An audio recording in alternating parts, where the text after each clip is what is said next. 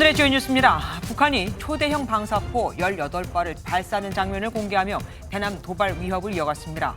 우리 군은 북한이 내일 북풍을 타고 오물 풍선을 추가로 살포할 것으로 예상했습니다.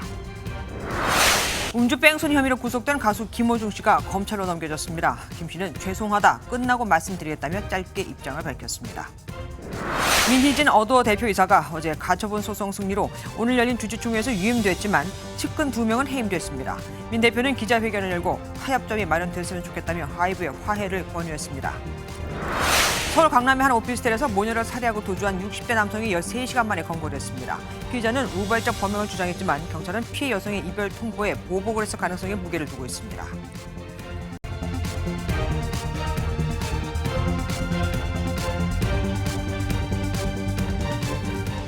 북한이 초대형 방사포 18발을 무더기로 동시에 발사하는 장면을 전격 공개했습니다.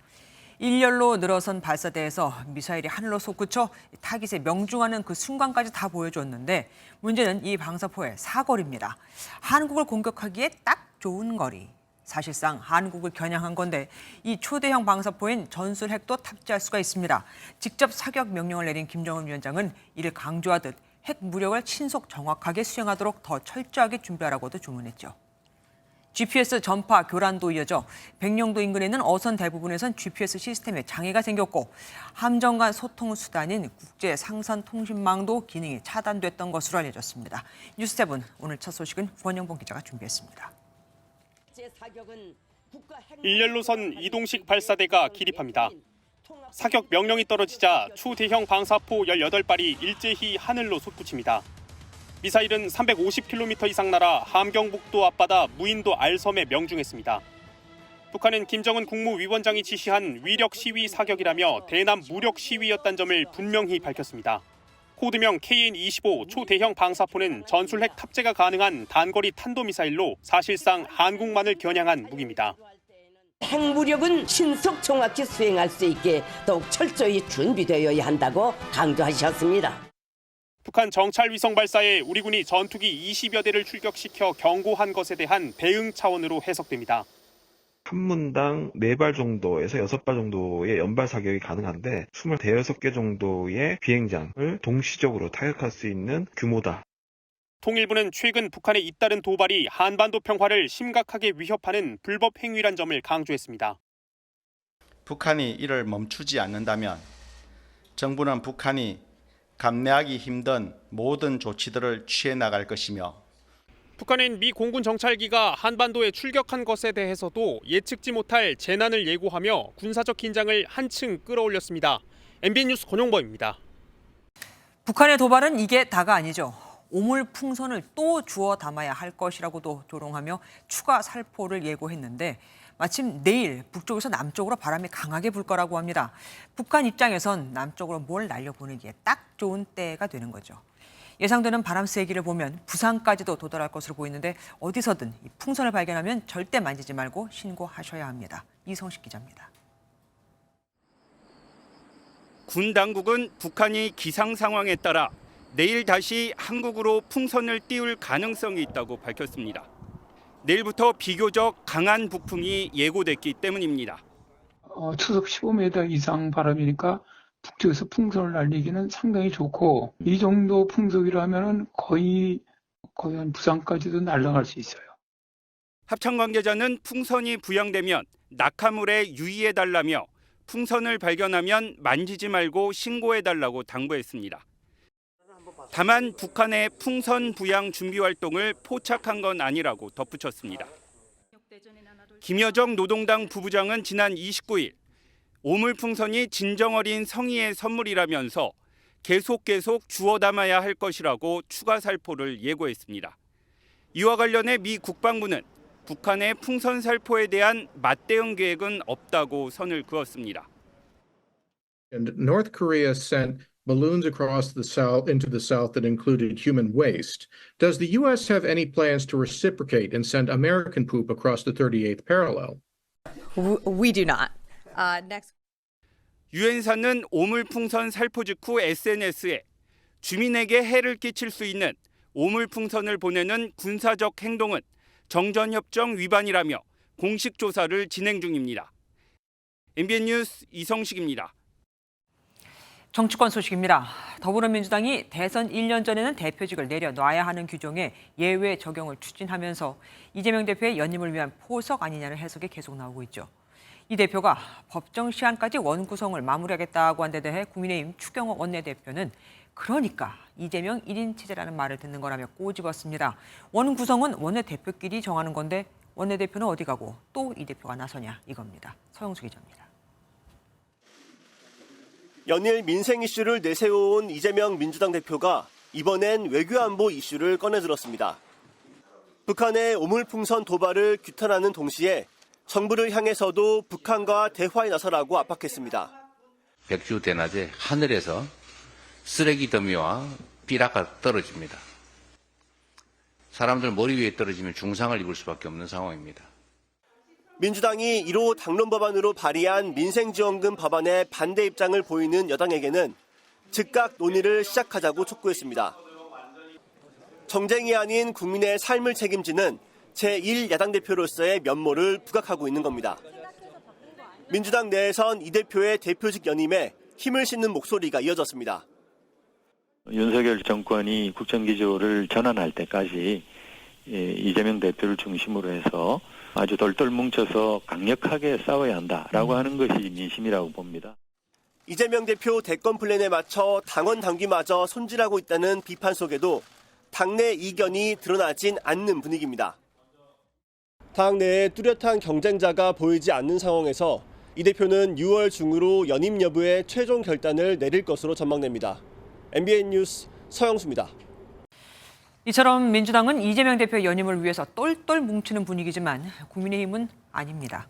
전당대회의 가장 큰 변수인 한동훈 전 비대위원장의 출마를 두고 당을 위해서 나와야 한다. 당을 위해 나오면 안 된다. 아직도 의견이 분분하거든요. 김지영 기자가 취재했습니다. 한동훈 전 위원장의 등판론에 유력 당권주자들은 성찰과 숙고의 시간이 필요하다며 반대 입장을 연일 강조하고 있습니다. 기본적으로 지금은 한동훈의 시간은 아니다라는 게 일반적인 여론일 거예요. 정말로 개멸적인 참패를 당했습니다. 크게 패배했으니까 거기에 대한 책임감을 가지고 어느 정도 자성하는 그런 기간이 필요한 거죠.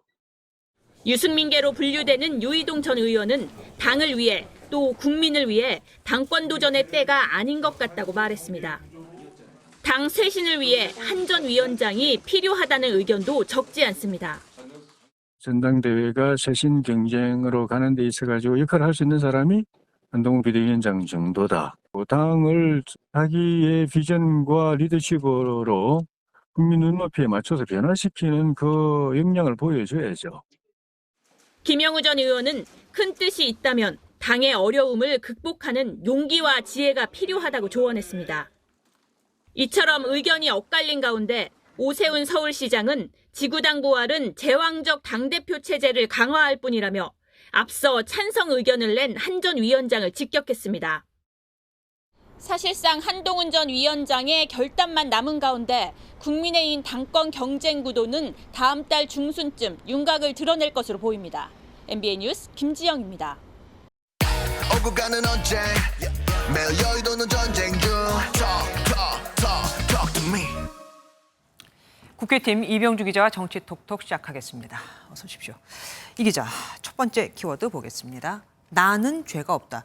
지금 저 식물 난 말하는 거죠? 네, 맞습니다. 난초 얘기입니다. 윤석열 대통령이 22대 국회 개원을 맞이해서 300명 의원들에게 축하 난을 보냈습니다. 앞선 정부들에서도 국회 개원에 맞춰 대통령이 보내는 의례적인 선물이었는데요. 현 정권의 날을 세워온 조국혁신당 의원들에게도 물론 배달이 됐고 그 반응이 냉랭했습니다. 하지만 어쨌든 축하의 의미로 보낸 거 아니겠습니까? 맞습니다. 소통도 하고 협치도 하자 이런 취지의 선물이었겠지만 윤 대통령은 최근 14번째 거부권을 행사했죠. 이를 겨냥한 듯한 발언들이 이어졌습니다.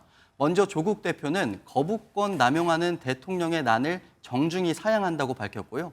김준영 의원은 나는 죄가 없지만 불통은 죄라면서 이 난을 버렸다고 글을 올렸습니다. 그럼 받은 사람은 없는 겁니까? 물론 받은 사람도 있습니다. 네. 하지만 대통령 이름을 잘라낸 사진을 올리거나 아이고. 잘 키워서 윤석열 대통령이 물러날 때 축하난으로 다시 대통령실에 돌려드리겠다 이렇게 비꼬기도 했습니다. 네. 민주당 정청래 의원도 여기에 가세를 했는데요.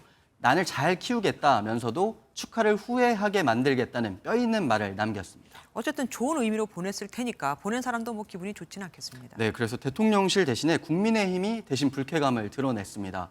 장동혁 원내 수석 대변인은 너무나도 옹졸한 정치라고 비판을 했고요. 박충건 의원은 복수심의 정치를 오남용하는 태도가 국민 눈높이에 맞지 않다면서 공과 사를 구분해달라고 쏘아붙였습니다. 개혁신당 천하람 의원은 축하해 주셔서 감사하다면서 야당과의 협치를 부탁드린다고 화답을 했습니다. 예, 정말 난 하나 보내는데 반응이 각양각색입니다. 다음 보겠습니다. 잠깐만요. 춘향인가요? 문화부도 아니고 정치부에서요? 예, 먼저 국민의힘 워크숍 참석한 윤석열 대통령의 모습을 먼저 보시겠습니다. 오늘 제가 좀 욕 좀 먹겠습니다. 그리고 제가 테이블마다 다니면서 여러분들에게 맥주로 축하주 한 잔씩 다 드리겠습니다. 네, 이 모습을 두고 야권에서는 춘향가의 한 부분이죠. 이몽룡이 변사또 잔치상 앞에서 읊은 한시를 인용하면서 비판을 한 겁니다. 이몽룡의 한시가 어떤 내용이었죠? 네, 오늘 그 박찬대 민주당 원내대표도 SNS에 글을 올리고 또 공개회의에서 말하기도 했는데요. 요약을 하면 국민은 힘들고 분통 터지는데 술 마실 때냐 이런 지적입니다. 허은하 개혁신당 대표도 춘향가의 암행어사 출두 대목이 떠오르는 풍경이었다고 꼬집었고요. 또 지난 24일이었죠. 조국혁신당은 윤석열 대통령이 출입기자들을 초청해서 김치찌개 만찬을 했을 때도 춘향가 내용을 거론하면서 비판한 바 있습니다. 뭐 안에서야 뭐 분위기가 좋았던 것 같고 만찬 분위기 어떻습니까? 네, 윤 대통령 특유의 세레머니죠. 어퍼컷 세레머니 할 정도로 분위기는 좋았던 것 같습니다. 윤 대통령은 국민의힘 의원들을 향해서 여러분을 보니 스트레스가 풀리고 힘이 난다 이런 말을 하고 또 지나간 건 있고 앞으로 한 몸으로 나아가자라고 말을 했습니다. 그런데 여권에서도 이런 분위기를 맞듣지 않게 보는 시선이 나왔습니다. 네. 바로 유승민 전 의원인데요. 지난 2년간 너무 한 몸이 돼서 총선에서 참패한 것 아니었냐 이렇게 말을 한 겁니다. 그러니까 총선에서 참패했는데도 달라진 게 없다 뭐 이 뜻입니까? 맞습니다. 그래서 실제로 윤석열 대통령 지지율 좀처럼 회복하지 못하고 있는 모습입니다. 오늘 공개된 한국갤럽 여론조사를 보면요. 21% 지지율로 현 정부 출범한 이후 이 조사에서 가장 낮은 수준까지 떨어졌는데요. TK와 부울경에서도 각각 35%, 29% 지지를 기록하면서 핵심 지지층마저 흔들리고 있다는 분석까지 나왔습니다. 예, 이병주 기자와 함께했습니다. 고맙습니다. 김건희 여사 명품 가방 수수 의혹의 핵심 인물이죠. 최재형 목사가 검찰에 다시 출석해 한 발 더 나아간 주장을 했습니다. 본인이 청탁하자 김 여사가 대통령실 관계자를 직접 연결해줬다고요. 그들과 통화한 녹취도 제출했습니다. 이혁재 기자가 보도합니다. 김건희 여사에게 명품 가방을 건네고 청탁을 한 최재형 목사가 검찰에 재차 출석했습니다. 첫 조사를 받고 18일 만입니다. 최 목사는 서울의 소리를 통해 김창준 전 미 연방 하원 의원을 국정자문위원 자리에 추천하는 등 김 여사에게 청탁을 했다고 밝혔습니다. 선물은 다 받으셨고 청탁도 절반은 반응이 있어서 대통령실 직원과 관계 부처 직원들까지 연결을 해주는 노력까지는 하셨습니다. 최 목사 측은 연결받은 대통령실 관계자 등과 나눈 통화 녹음을 검찰에 제출했습니다. 다만 인사청탁 과정은 위장 잠입 취재였고 청탁이 이루어진 사실은 없다고 덧붙였습니다. 전날 조사를 받은 이명수 서울의 소리 기자는 최 목사가 김 여사와 나눈 청탁 관련 카카오톡 대화 내역 전부를 검찰에 제출했습니다. 검찰은 확보한 자료를 토대로 최 목사가 청탁을 한 경위와 김 여사가 청탁을 들어줬는지를 자세히 확인할 것으로 보입니다. 최근 검찰 후속 인사에서 김 여사의 명품 가방 수수 의혹 수사를 맡았던 김승호 서울중앙지검 형사 1부장은 유임됐습니다. 수사 연속성을 갖추고 지휘부 공백은 메운 만큼 김 여사의 조사 여부와 방식이 곧 조율될지 관심이 쏠립니다. MBN 뉴스 이혁재입니다. MBN 최초 보도로 음주 뺑소니 의혹이 불거진 가수 김호중 씨가 소속사 관계자 2명과 함께 구속 상태로 검찰에 넘겨졌습니다. 김 씨는 죄송하다, 끝나고 말씀드리겠다고 짧게 입장을 밝혔습니다. 먼저 전민석 기자가 보도합니다. 가수 김호중 씨가 굳은 표정으로 다리를 절뚝이며 경찰서 문 밖을 나섭니다. 지난 9일 서울 신사동에서 음주 뺑소니 사고를 낸 혐의로 구속된 뒤 일주일 만에 검찰에 넘겨진 겁니다.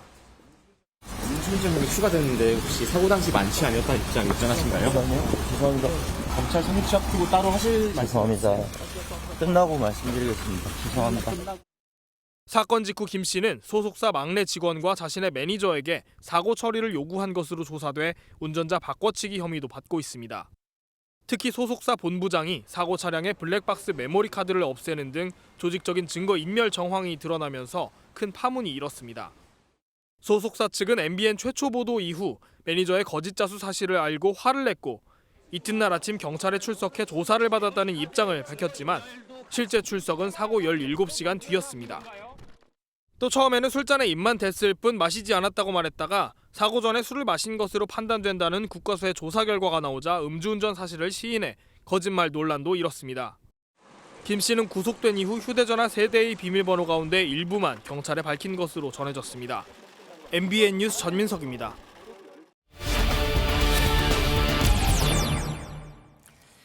이 사건 최초 보도한 안정모 기자와 조금 더 자세한 내용 알아보겠습니다. 어서 오십시오. 음주운전 사고를 내고 검찰에 송치되기까지 딱 22일이 걸렸습니다. 그동안 변곡점도 꽤 있었죠. 네, 김 씨는 지난 9일 서울 신사동에서 음주운전을 했다가 중앙선을 넘어 정차된 택시를 들이받는 사고를 냈는데요. 네. 가장 큰 변곡점은 바로 김 씨 매니저의 거짓 자수였습니다.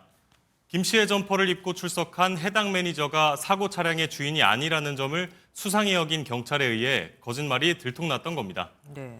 사고 때문에 공황을 겪었다던 김 씨가 경기도 구리 호텔로 이동했고 주변 편의점에서 캔맥주를 산 사실도 드러났죠. 또한 술잔에 입만 댔다고 진술했다가 사고 전 음주가 의심된다는 국과수 감정 결과가 나오자 음주운전을 시인하기도 했습니다. 네. 또한 막내 매니저에게 수차례 사고 수습을 요구하거나 압수된 아이폰 비밀번호를 장기간 제공하지 않았던 점을 영장 전담 판사가 질타한 건 결정적 장면이었습니다. 만약 처음부터 음주 사실을 시인하고 정상 처리를 했다면 이렇게까지 일이 커지진 않았을 것으로 보입니다. 네. 어쨌든 이 과정을 거쳐서 음주운전 혐의가 추가되지 않았습니까? 그런데 여기서 또 논란이 되고 있다고요. 적용된 수치 때문에요.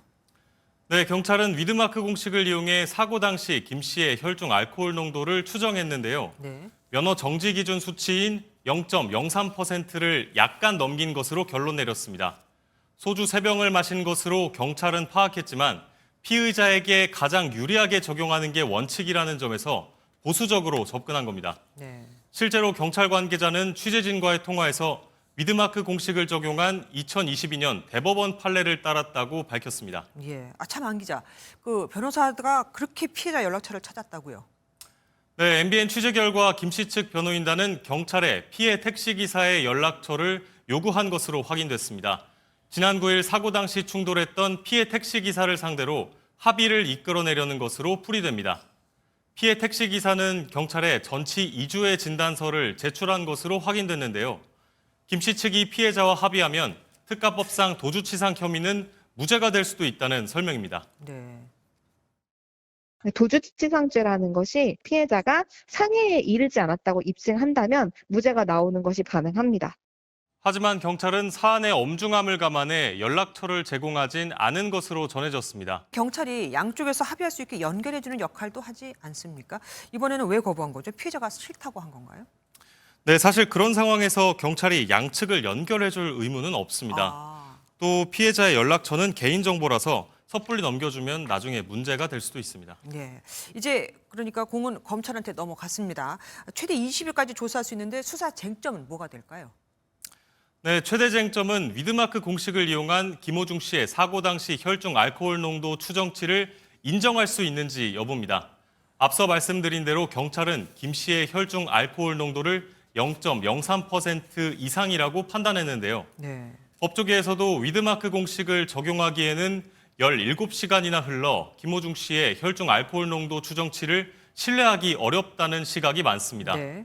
김 씨의 변호인단도 같은 논리로 방어할 가능성이 큰데 경찰이 김 씨의 음주 사실을 입증할 물증을 확보했다고 자신하는 만큼 검찰도 이 부분을 집중적으로 들여다볼 것으로 보입니다. 예. 그런데 김호중 씨의 팬이 동료 가수인 임영웅 씨를 공격했다고 하던데 이건 무슨 얘기입니까? 네, 김 씨의 팬으로 추정되는 누리꾼이 지난 25일에 열린 임영웅 씨의 콘서트 관련 영상에 댓글을 달아 도마에 올랐습니다. 양심이 있으면 이번에 번 돈으로 김호중의 위약금을 대고 구속에서 풀려나는데 보태달라는 내용이었는데요. 논란이 거세지자 김 씨의 공식 팬클럽에서는 사칭자가 분란을 일으키고 있다며 서둘러 진화에 나서기도 했습니다. 그러니까 사칭자라고 해서 팬이 아니다라고 선을 긋고 있군요. 예, 지금까지 안정무 기자와 함께했습니다. 고맙습니다. 어제 판결이 나온 최태원 SK그룹 회장과 노소영 아트센터 나비 관장의 이혼 소송에 최 회장 측이 불복하면서 소송은 대법원까지 가게 됐습니다. 항소심에서는 두 사람 공동재산이 4조 원에 달한다고 봤는데 이게 대법원에서도 그대로 인정될지가 관건입니다. 최 회장 입장에선 1조 3천억 원이라는 재산 분할 액수를 조금이라도 줄이려면 모수가 되는 재산 전체 액수 자체가 줄어야 하니까요. 다가올 최종심에서의 핵심 쟁점 홍주 기자가 짚어봤습니다. 최태원 SK그룹 회장 측은 이혼 소송 항소심이 끝난 직후 대법원의 판단을 받겠다고 밝혔습니다. 최 회장 입장에선 2심에서 20배로 늘어난 위자료와 재산 분할 액수를 낮추는 것이 관건입니다. 특히 1조 3,808억이라는 재산 분할의 기준이 되는 총 재산 액수가 바뀔지 관심입니다. 지난 2022년 1심에선 최 회장이 가진 SK 계열사 주식 일부와 부동산, 예금 등 2,142억 원을 두 사람의 재산으로 인정했습니다. 하지만 항소심에선 2조 원이 넘는 SK 주식과 계열사 주식, 미술품 등까지 4조 원 정도를 최 회장과 노소영 관장의 공동 재산으로 봤습니다. 대법원은 앞선 선고에 법률상 문제가 있었는지만 보기 때문에 노태우 전 대통령의 비자금 300억에 대한 판단을 내릴 가능성은 작습니다. 회사 주식에 대해서 재산분할 대상이 될 것인지 특유재산으로 돼서 재산분할 대상이 되지 않을 것인지 이것이 큰 쟁점으로 될 것입니다. 이렇기 때문에 최 회장 측은 재산의 많은 양이 결혼과 관계없이 선대 회장인 최종현 회장에게 상속받은 특유재산이라고 주장할 것으로 예상됩니다. 대법원이 항소심처럼 모든 재산을 분할 대상으로 인정할지 관심이 모아집니다. MBN 뉴스 홍지호입니다. 아무리 재벌 총수라고 해도 1조 원 이상을 현금으로 갖고 있지는 않겠죠. 대법원에서 항소심과 같은 판결이 유지되면 최태원 회장은 1조 3천억 원 넘는 현금을 넘겨줘야 하는데 이 큰 금액을 어떻게 마련할 수 있을까요? 한범수 기자가 알아봤습니다. 최태원 SK 회장이 노소영 아트센터 나비 관장에게 지급해야 하는 현금은 1조 3,808억 원. 최 회장의 가장 큰 자산은 주식인데 2003년 소벌인 사태 당시 경영권이 위협받았던 적이 있어 SK 지주사 지분은 건드리지 않을 것이라는 전망입니다.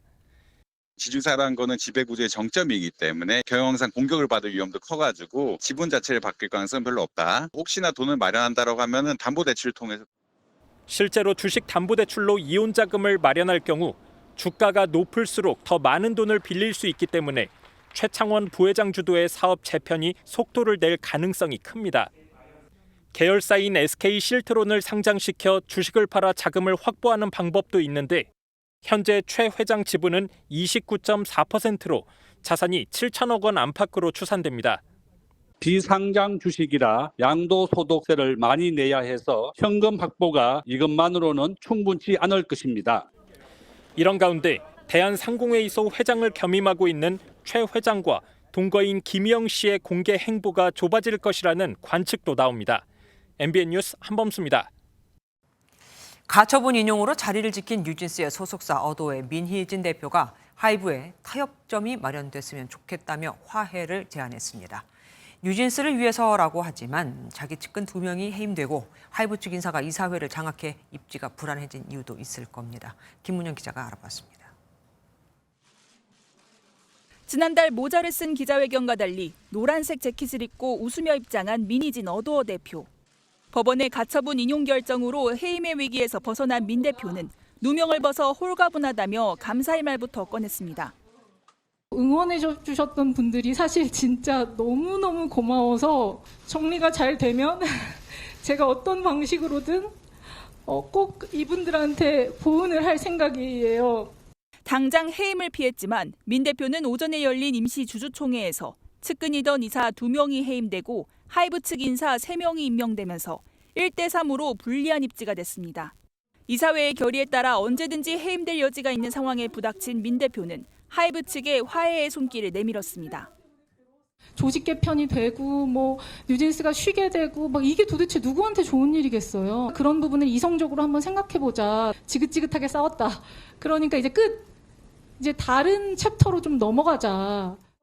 배임은 아니지만 배신이라는 재판부의 결정문은 받아들일 수 없다고 맞섰습니다. 탑 보이 밴드들이 5년 혹은 7년 만에 냈던 성과를 이제 걸그룹으로 2년 만에 냈거든요. 근데 사실 그런 성과를 낸 자회사 사장에게 배신이라는 단어를 쓸 수 있을까? 민 대표가 겸업금지 독소 조항만 없어지면 포기할 것은 포기하겠다며 갈등을 봉합할 뜻을 밝힌 가운데 하이브가 어떻게 대응하느냐에 따라 사태의 향방이 갈릴 것으로 보입니다. MBN 뉴스 김문영입니다. 오피스텔에서 모녀를 살해하고 달아난 60대 남성이 13시간 만에 긴급 체포됐습니다.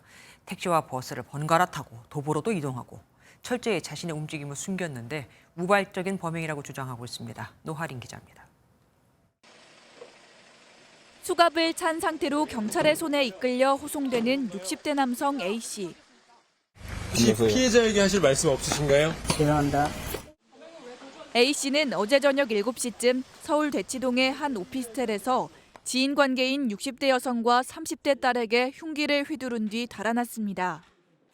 가슴과 목 등을 다친 모녀는 병원으로 이송됐지만 결국 모두 숨졌습니다. 범행 직후 택시를 여러 번 갈아타며 도주한 A씨는 범행 13시간 만인 오늘 아침 서울 남태령역 인근에서 경찰에 긴급 체포됐습니다. 범인은 누워 있었고 경찰 한 4분 정도가 제압하고 있던 상황이었거든요. 형사들도 오셔가지고 이제 수갑 차고 이제 차 타고 가신 거죠. A씨는 경찰의 추적을 피하려고 개울가로 몸을 숨기는 꼼수를 부렸지만 결국 꼬리를 잡혔습니다. A씨는 경찰 조사에서 우발적으로 범행을 저질렀다고 주장한 것으로 알려졌습니다. 경찰은 이별 통보를 받은 A씨가 범행을 저질렀을 가능성에 무게를 두고 수사하는 한편 살인 혐의를 적용해 구속영장을 신청할 방침입니다. MBN 뉴스 노하린입니다. 미성년자 성착취물을 제작하고 음란 행위를 강요한 혐의로 집행유예가 선고돼 야구계에서 방출됐던 전 프로야구 투수 서준원이 이번에는 음주운전 사고를 냈습니다. 반성하며 살겠다고 한 지 불과 8개월 만입니다. 박상호 기자입니다. 승용차 앞부분이 찌그러지고 택시는 뒷범퍼가 깨졌습니다. 오늘 새벽 0시 30분쯤 부산 계금동의 한 도로에서 승용차가 앞서가던 택시를 들이받았습니다. 이 사고로 택시기사와 승객 한 명이 다쳐 병원으로 옮겨졌습니다. 사고를 낸 승용차 운전자는 술을 마신 상태였습니다. 경찰 조사 결과 혈중 알코올 농도가 면허 정지 수준이었습니다. 운전자는 전 프로야구 롯데자이언츠 투수 서준원으로 확인됐습니다. 좌회전 하다가 술이 일어나니까 앞서가는 택시를 뒤에서 조금 치였어요. 접수마된 상태고 지금 조사가 아직 안 됐기 때문에 앞서 서 씨는 미성년자 성착취물을 제작하고 음란 행위를 강요한 혐의로 지난해 9월 징역 3년에 집행유예 5년을 선고받은 바 있습니다. 당시 서 씨는 팀에서 방출되고 한국야구위원회에서 제명됐습니다. 정말 똑바르게 좀 진짜 살고 계속 반성하면서 살고 있겠습니다. 경찰은 서 씨를 음주운전 혐의로 불구속 입건하고 조만간 불러 조사할 예정입니다. MBN 뉴스 박상호입니다. 지난해 전직 보디빌더가 차를 빼달라는 여성을 무차별 폭행한 일이 있었습니다. 당시 이 보디빌더의 아내 역시 임신한 내가 맞았다고 하면 된다며 여성에게 발길질을 했었는데 이 모습이 담긴 블랙박스 영상이 공개되면서 비난이 쏟아졌었습니다. 정말로 쌍방 폭행이냐를 두고 엎치락뒤치락하던 재판 결과가 1년 만에 나왔습니다. 노승환 기자가 보도합니다. 앞을 가로막은 차를 빼달라는 여성과 건장한 남성이 말다툼을 벌입니다. 그러더니 남성이 갑자기 여성의 머리채를 잡고 마구 흔듭니다. 이후 주먹과 발로 무차별 폭행이 이어졌습니다. 지난해 5월 인천의 한 상가 앞에서 벌어진 일입니다. 폭행당한 여성은 갈비뼈가 부러질 만큼 크게 다쳐 전치 6주 진단을 받았습니다. 사건 1년 만에 법원은 남성에게 징역 2년의 실형을 선고했습니다. 지난해 7월 도주 우려가 없다는 이유로 구속영장이 기각돼 남성은 그동안 불구속 상태로 법정을 오갔지만 실형 선고로 재판 직후 법정 구속됐습니다. 사건 당시 남성은 자신의 아내도 피해 여성에게 맞았다며 쌍방 폭행을 주장했습니다. 수사와 재판 과정에서 이를 둘러싼 공방은 이어졌고 결국 법원은 1년 만에 쌍방 폭행은 인정하지 않았습니다. MBN 뉴스 노승환입니다. 쌓아놓은 휴대용 부탄가스 수천 개가 연이어 폭발하는 사고가 발생했습니다. 가스통이 인근 주차장으로 날아가 불기둥이 치솟으며 차량 10대가 불에 타기도 했죠. 그야말로 총알이 날아다니는 듯 전쟁터가 따로 없었다는데 담배꽁초가 원인이었던 것으로 보입니다. 안진우 기자입니다. 시뻘건 불길과 함께 검은 연기가 하늘로 치솟습니다. 마치 폭탄이 터지듯 쉴 새 없이 폭발음이 들리고 불길은 걷잡을 수 없이 커집니다. 어머 어떡해! 소방차 왜 이래 안 와? 부산의 한 마트 인근에서 불이 난 건 오늘 오전 11시 37분쯤입니다. 인도에 쌓아놓은 휴대용 부탄가스가 터지면서 불이 시작돼 연쇄 폭발이 일어났습니다. 부탄가스통이 마트 주차장으로 날아가 불이 번지면서 주차된 차량 10대가 불에 탔습니다. 깜짝 놀라서 나왔는데 이미 주차장에서 지금 불이 나고 있는 상태에 계속 폭죽 터지듯이 뭐가 날아오고 보니까 이제 이 부탄가스 용기가. 불은 19분 만에 꺼졌지만 도심에서 연쇄 폭발음과 함께 불기둥이 치솟자 100건이 넘는 시민들의 신고가 이어졌습니다. 경찰과 소방당국은 담배 공초로 인해 불이 시작된 것으로 추정하고 있습니다. 참고인으로 조사했어요. 불법 축제 부분도 검토를 하고 있습니다. 경찰은 CCTV를 분석하는 한편 목격자 등을 상대로 정확한 화재 원인을 조사하고 있습니다. MBN 뉴스 안진우입니다. 본인이 소매치기를 해놓고는 쫓아오자 저쪽으로 갔습니다라며 범인이 달아났다며 목격자인 양 연기를 합니다. 뿐만 아니라 훔친 지갑 속 명함을 보고는 지갑 주인에게 마치 지갑을 주운 양 전화를 합니다. 대범하다고 해야 할까요? 간이 부었다고 해야 할까요? 이미 절도 전과 19범이었습니다. 이한나 기자입니다. 검은 옷을 입은 남성이 베이지색 코트를 입은 여성을 한참 뒤따라가는가 싶더니 가방 안에 손을 내밀어 지갑을 꺼냅니다. 지난달 21일 50대 남성 A씨가 지하철 역사에서 지갑을 훔치는 모습입니다. 피해자에게 발각된 A씨는 목격자인 척 이곳저곳을 가리키며 연기하더니 여성이 시선을 돌린 틈을 타 곧바로 현장을 벗어납니다. 이후 A씨는 역 사무실에 들러 훔친 지갑을 맡기는 대담함과 함께 지갑 속에 있던 피해자의 명함을 보고 직접 전화까지 합니다. 잡았어요? 그대로 지갑만 놓고 갔어요. 그럼 영무실에 맡겨주신다는 거죠? 예. 경찰 조사 결과 A씨는 지난달 28일에도 9호선에서 같은 방법으로 지갑을 훔친 것으로 확인됐습니다. A씨는 별도의 잠금 장치가 없거나 열려있던 가방을 주로 골라 범행을 저지른 것으로 나타났습니다. A씨는 절도 전과만 19범으로 출소한 지 2달 만에 범행에 나섰다가 덜미가 잡혔습니다. 최근 2달 전에 특가법 절도로 만기 출소한 사실을 확인하였고 피의자 A씨를 부평역 광장에서 검거하였습니다.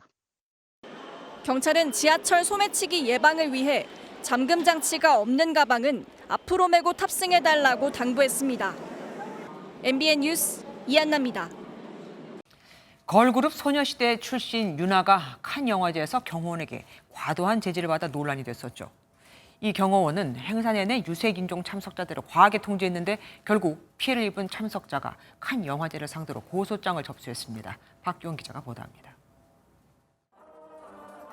레드카펫을 오르며 팬들에게 손인사를 하려던 윤아를 경호원이 팔을 들어 제지합니다.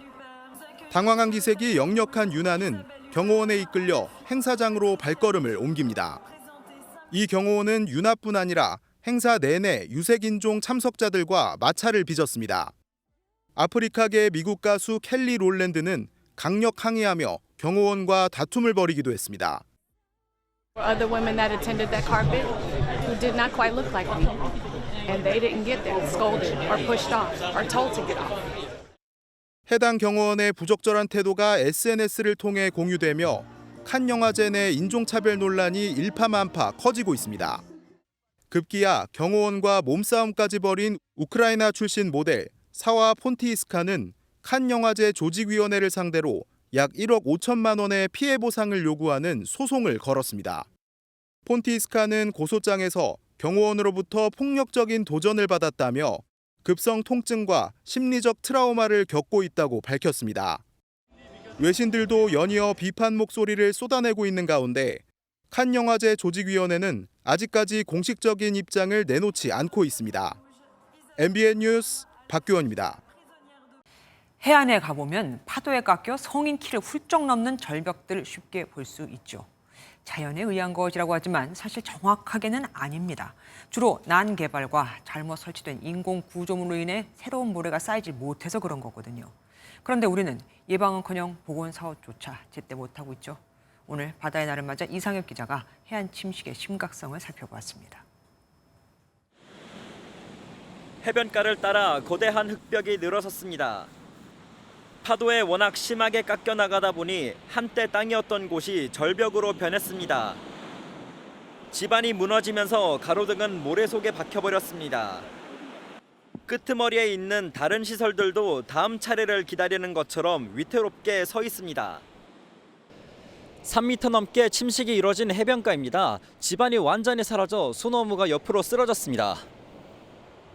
3km 정도 되는 해변 중 약 1km, 전체 해안의 3분의 1 정도 되는 구간이 토락 피해가 발생했고 깊이가 깊은 곳은 대략 한 4에서 5m 정도 되는 것 같고요.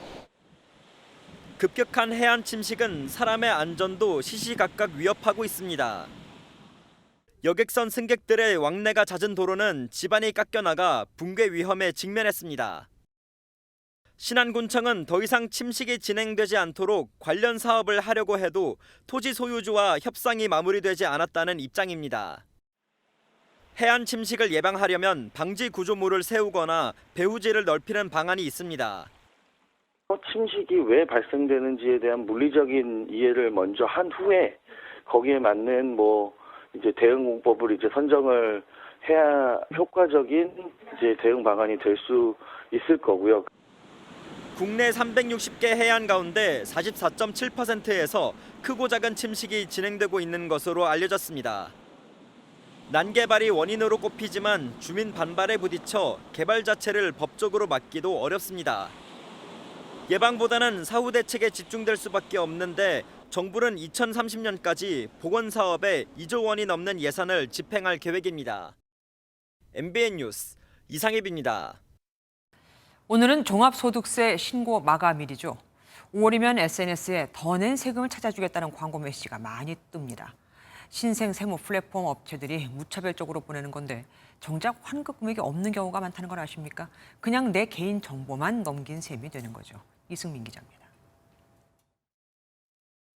한 세무 플랫폼 업체가 보낸 카카오톡 광고 메시지입니다.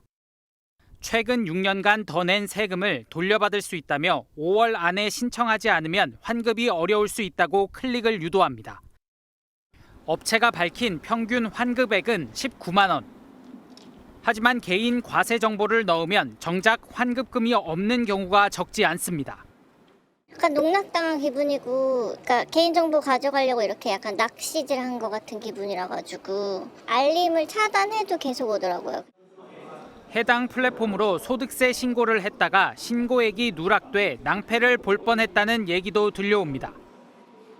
아무것도 모르고 환급 나오는 줄 알고 이제 환급을 받았는데 그렇게 되면 본소득이 누락돼서 신고가 되는 거기 때문에 이에 한국세무사회는 허위 과장 광고 등의 혐의로 세무 플랫폼 업체들을 국세청과 공정거래위원회에 고발했습니다.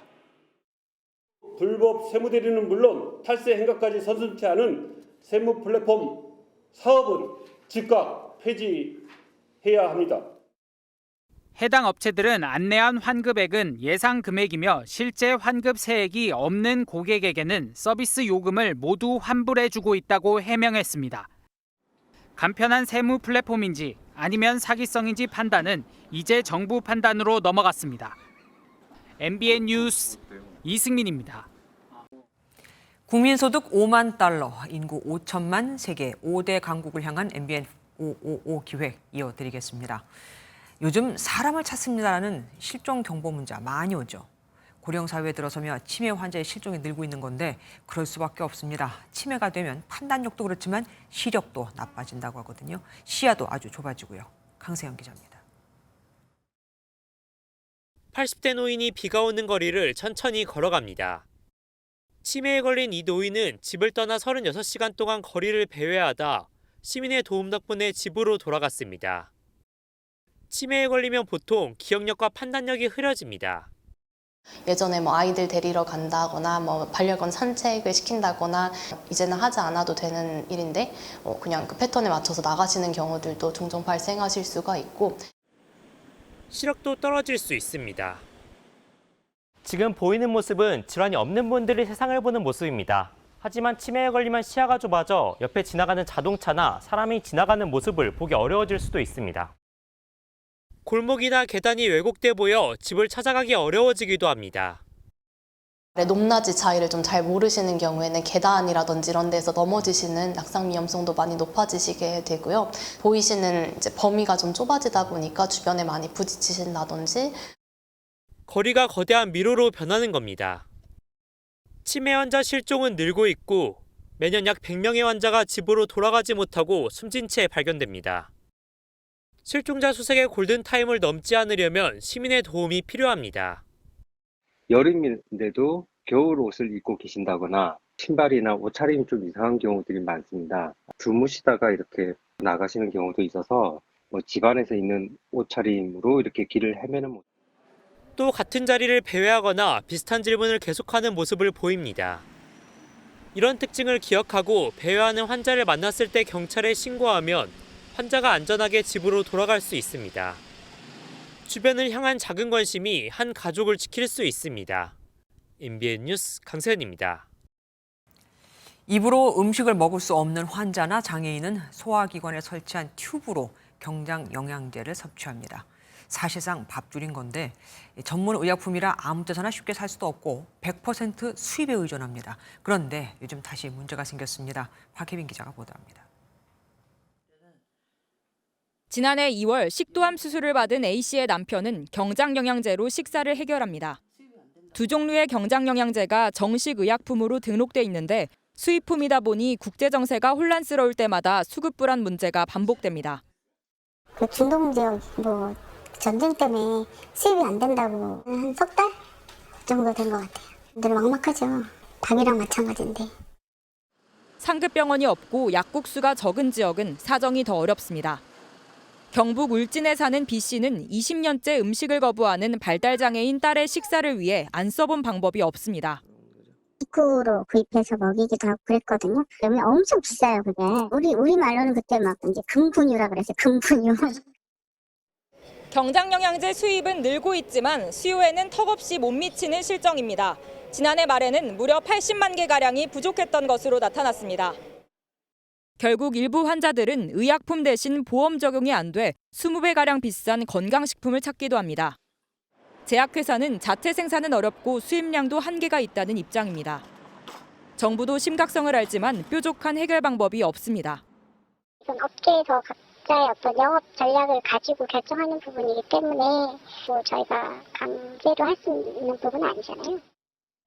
당장 먹고 사는 생존과 직결된 문제인 만큼 보다 적극적인 정부 대책 마련이 필요해 보입니다. MBN 뉴스 박혜빈입니다. 독한 위스키에 탄산음료 등을 섞은 달달한 하이볼이 요즘 편의점 업계를 강타하고 있습니다.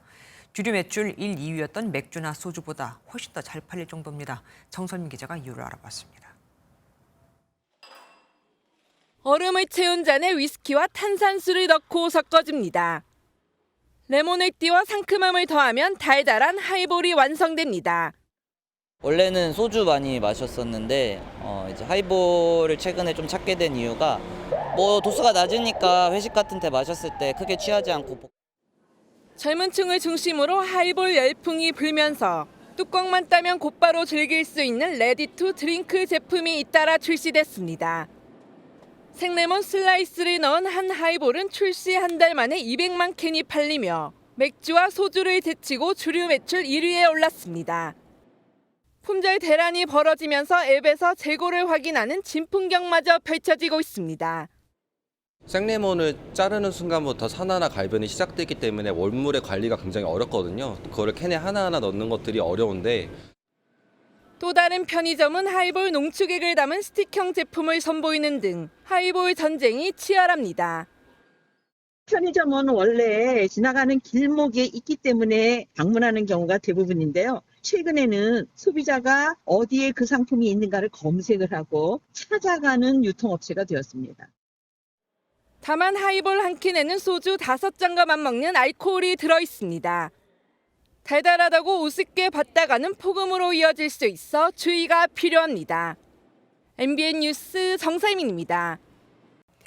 정부가 2038년까지 원전 3기와 소형 원자로인 SMR을 추가로 건설하기로 했습니다.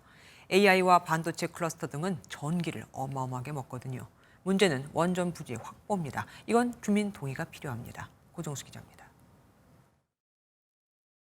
공사가 한창인 용인 반도체 클러스터 부지입니다. 정부는 이를 포함해 향후 총 2,100만 제곱미터, 622조 원 투자 규모의 반도체 메가 클러스터를 추진하고 있습니다.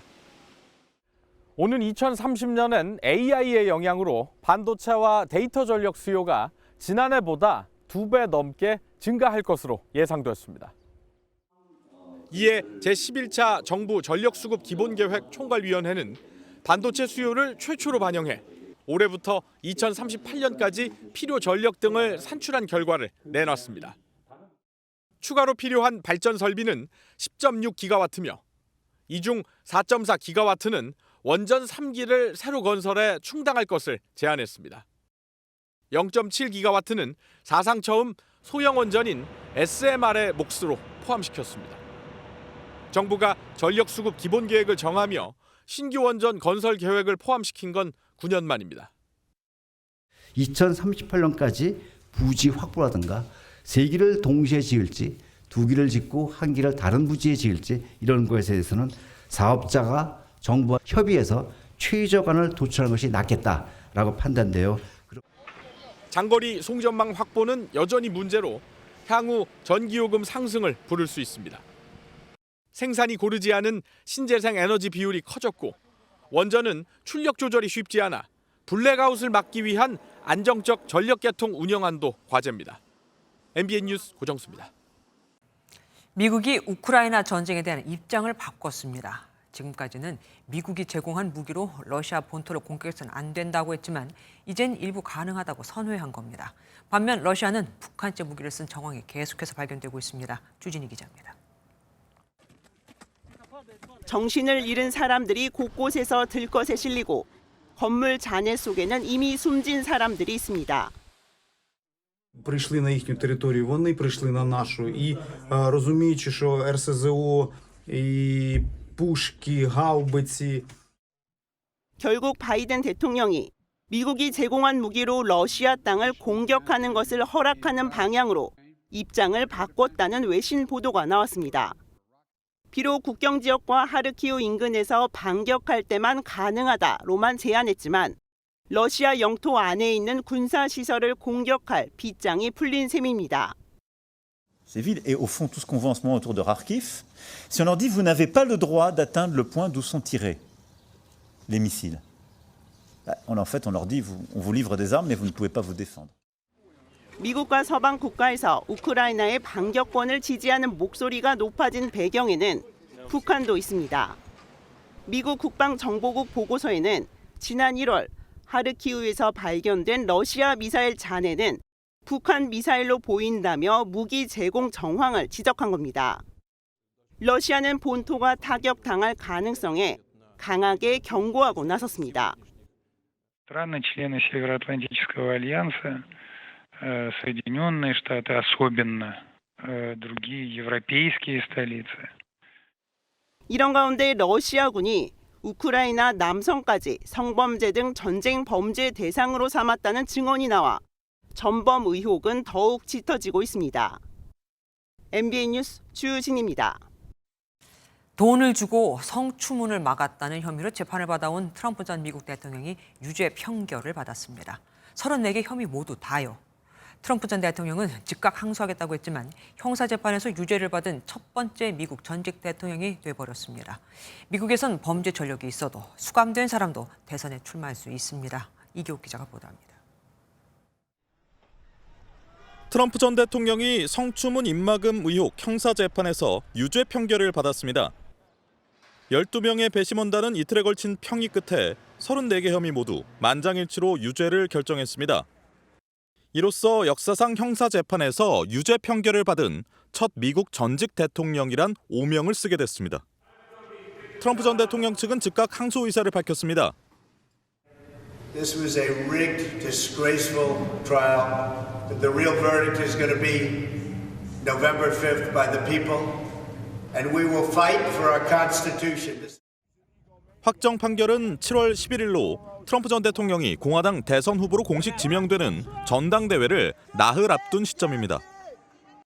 예상 형량은 보호관찰부터 최대 4년형까지 다양한데 전과가 없고 즉각 항소할 예정이라 수감 가능성은 낮다는 게 중론입니다. 또 미 연방헌법은 범죄 경력자나 수감자의 대선 출마를 막지 않아 구속되더라도 옥중 출마가 가능합니다. 다만 바이든 대통령과 오차범위 내 경쟁 중인 만큼 유죄 판결이 대선 행보에 불리하게 작용할 수는 있습니다. During the election cycle, yeah, it might affect my vote. Yes, sir. Just simply, I don't think we need a convict in office if that conviction sticks. 이를 의식한 듯 바이든 대통령도 트럼프 전 대통령을 쫓아낼 유일한 방법은 투표라고 강조했습니다. MBN 뉴스 이교욱입니다. 요양원은 보통 나이 많은 분들이 쉬면서 건강을 돌보려고 가죠.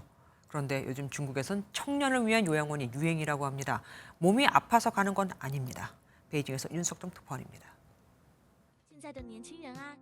한적한 숲속에서 명상도 하고 또래들과 함께 식사도 하고 차도 마시고 비디오 게임도 즐깁니다. 이곳의 이름은 다름 아닌 청년 요양원입니다. 今天找到了一家青年养老院，我们进去看看。位处深山，并且周围没有任何其他村落打扰的一个地方，非常的好。 말 그대로 20, 30대를 위한 요양시설인데 최근 베이징과 상하이 등 대도시뿐 아니라 지방에서도 곳곳에서 생겨나고 있습니다. 이 시설들은 소위 탕핑족에게 최소한의 비용으로 피난처를 제공하는 게 목적입니다. 탕핑족이란 기성세대에 저항하기 위해 최소한의 생계 활동만 하고 대부분의 시간은 아무것도 하지 않는 중국 젊은 세대들을 뜻합니다. 실제로 이들 청년 요양원 대부분은 1,500위안, 우리 돈 28만 원 정도면 한 달을 이용할 수 있기 때문에 탕핑족들에게도 부담이 없습니다. 好多客人就说我们帮你干活吧，你看哪里可以帮上忙，就大家都是家人。 다만 청년 요양원이 유행하는 것 자체가 중국의 경기 둔화와 취업난, 여기에 일하기 싫어하는 젊은 세대들이 늘어나는 사회 현상을 반영하는 것이라고 현지 언론들은 분석합니다. 베이징에서 MBN 뉴스 윤석정입니다. 5.18 민주화운동 진상규명조사위원회가 5.18 당시 민간인 학살에 가담한 계엄군과 책임자 12명을 고발하기로 했습니다. 전원위원회에 참석한 위원 8명 가운데 5명의 찬성이 가결됐고 나머지 3명은 표결에 불참했습니다. 프랑스령 타히티 섬에서 최고의 서퍼를 가리는 세계 서핑 대회가 열렸습니다. 사람 키를 훌쩍 넘는 파도를 시원하게 가르는 서퍼들의 질주가 펼쳐졌는데요. 파리올림픽 정식 종목이죠. 화려한 서핑 묘기, 오늘의 장면에서 확인하시죠.